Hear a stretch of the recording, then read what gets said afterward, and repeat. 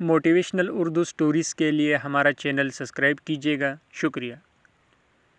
ایک بیٹے نے باپ سے پوچھا، پاپا یہ کامیاب زندگی کیا ہوتی ہے؟ والد بیٹے کو پتنگ اڑانے لے گئے۔ بیٹا باپ کو غور سے پتنگ اڑاتے دیکھ رہا تھا۔ تھوڑی دیر بعد بیٹا بولا، پاپا یہ دھاگے کی وجہ سے پتنگ اور اوپر نہیں جا پا رہی ہے، کیا ہم اسے توڑ دیں؟ یہ اور اوپر چلی جائے گی۔ والد نے دھاگا توڑ دیا، پتنگ تھوڑا سا اوپر گئی اور اس کے بعد لہرا کر نیچے آئی اور دور انجان جگہ پر جا کر گر گئی۔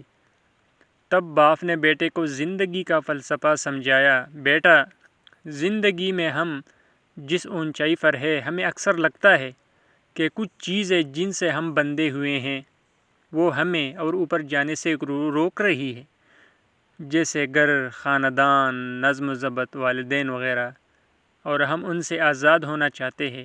اصل میں یہی وہ دھاگے ہوتے ہیں جو ہمیں اس اونچائی پر بنا کے رکھتے ہیں۔